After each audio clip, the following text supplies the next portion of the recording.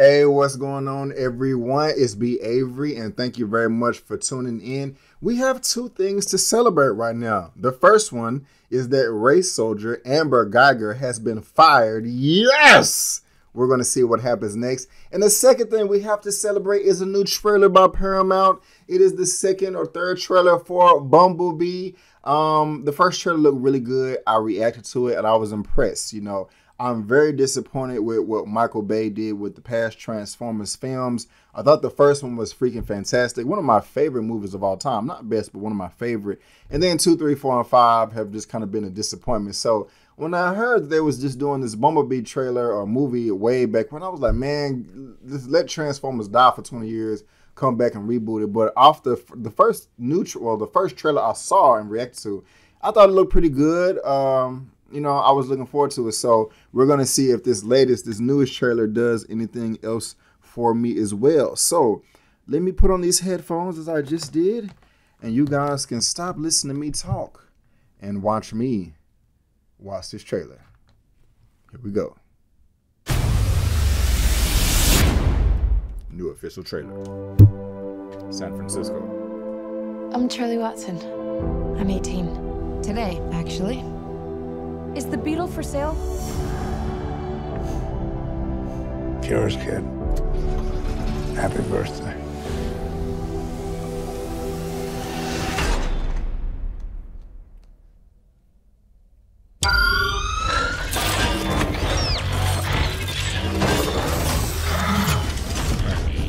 Oh my God. What are you? So you have no idea where he came from? No idea.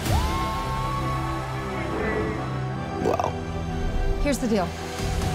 People can be terrible about things they don't understand. From now on, the only person you can show yourself around is me. Oh, I'm good. No, I'm good, thanks.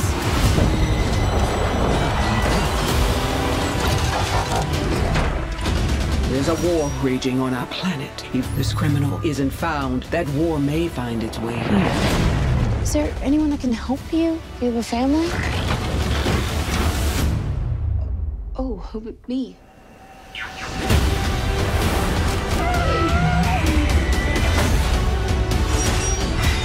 They're calling an army. I've seen firsthand what these things really are.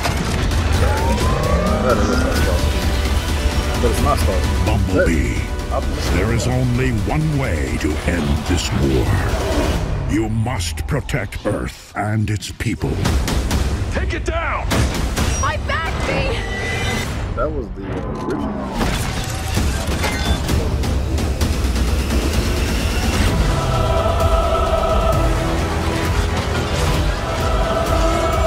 This is how we stop them. I just love how they transform in the air. It's just You've so got me. badass. And I'm not going anywhere.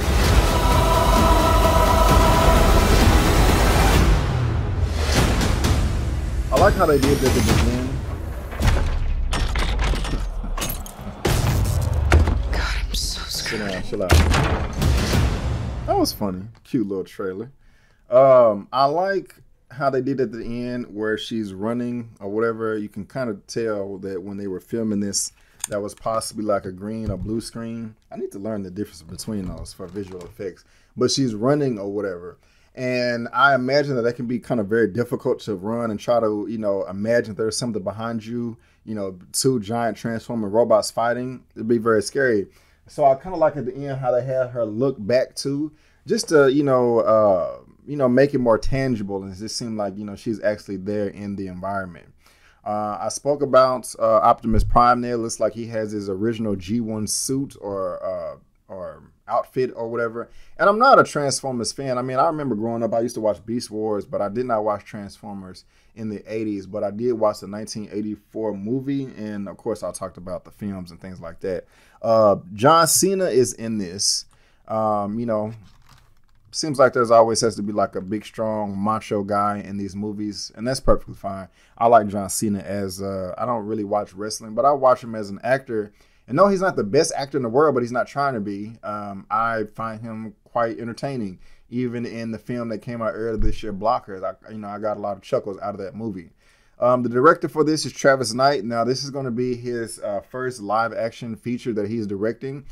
He has been part of a ton of CGI animated films in the past.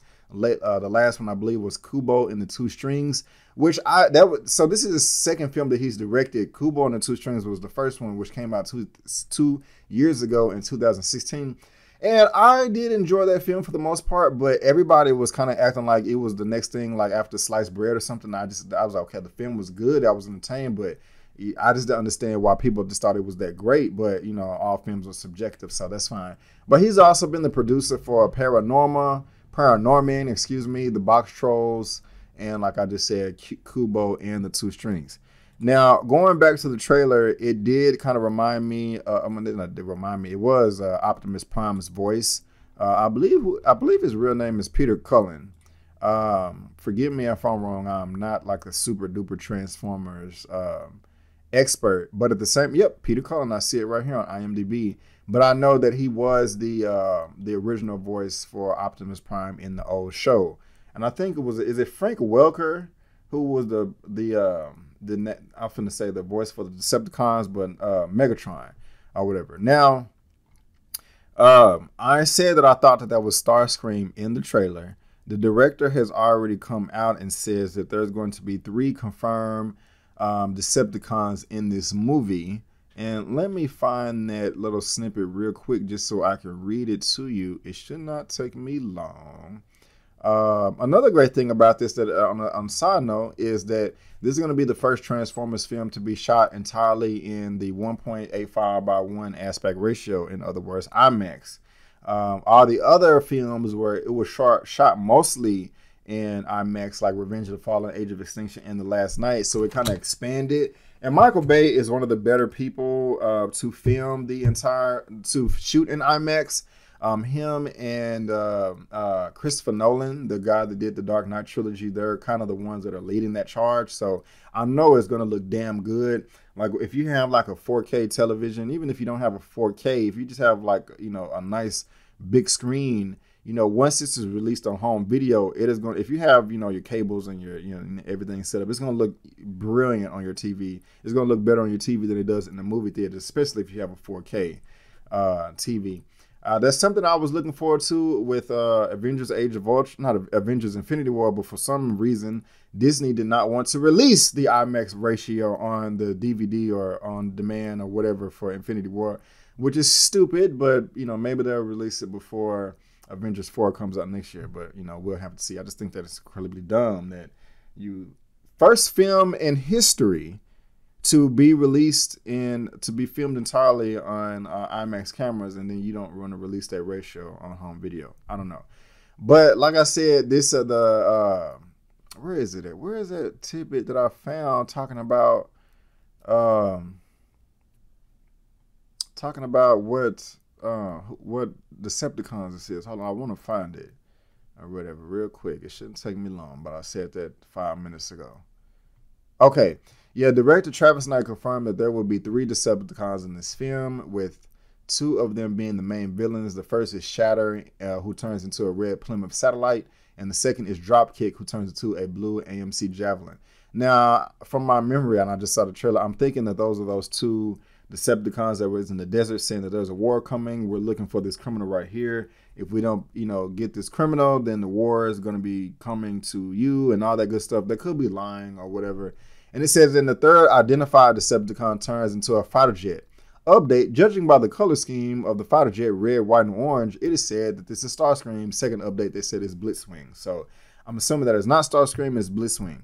Something else that I found fascinating is that they said that this is not like a sequel. It is a spin-off film, but it takes place prior to all other Transformers movies, which is kind of a bummer in a way, because, you know, the first film, if it's true, the first film did such a great job of introducing Transformers into the world. And like this was kind of like the first touchdown, you know, with the Sector 7 and things like that.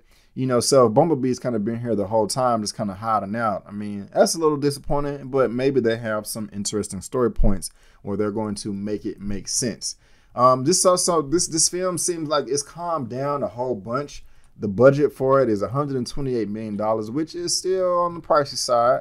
But at the same time, these are Transformers, so you know that takes some that does take some time to put together. Matter of fact, so since this one is 128 million, let me just look at the budget for the previous Transformers film. So give me 1 second while I look that up. Okay, Transformers. Let me do this and make it easier. So we're gonna do the Transformers Showdown. What? Okay, never. Okay, so the budget for Transformers 5 was 217 million. Transformers 4 was $210 million. So, excuse me, this is significantly cheaper than all the rest. And Transformers 1, let me see what the budget is, 150 million for Transformers 1, which grossed $709 million worldwide. Transformers Revenge of the Fallen, the budget was $200 million. Goodness gracious. It made money because it's 836 million, but yeah, Dark of the Moon, let's see how much that one was. The budget was 195, so they dropped it back down to 195. So yeah, so I think this one right here was a Transformers Dark of the Moon was the third one, grossed $1.1 billion worldwide. So for 1, 2, and 3, it went up. Let me see what it was for Transformers 4, which is Age of Extinction. What is that? So 1.1 billion. Okay, yeah. So, and then Transformers 5, The Last Night. Damn, that one took a nosedive at $605 million worldwide. They're just like, okay, yeah, these films are just getting crappier and crappier. But I mean, hey, they still make, you know, good money, and we'll see how this one goes. They don't need to announce anymore until we get to see what this one does in this theatrical run. But I'm not gonna say that I'm excited, but I am interested. One thing I am glad is that Michael Bay is not directing this thing anymore. Even though he still has more good films than bad as far as direction is concerned, but he does not need to be in charge of any writing at all. Wait a minute, Angela Bassett is the voice of Shatter. That gets me a little bit more excited because I love me some Angela Bassett with your gorgeous self. But anyway, guys, that is just my opinion for the latest Bumblebee trailer that comes out this Christmas. What did you think? Did you like it? Did you hate it? Did I turn you on? Did I turn you off? Do you agree with me or do you disagree with me? Let me know down in the comment section below. Let's get this conversation going and keep it flowing. If you like this video, go ahead and give me a thumbs up. If not, that's fine, but you can still subscribe to my channel. You can also look me up on social media, Facebook, Instagram, and Twitter, all that good stuff.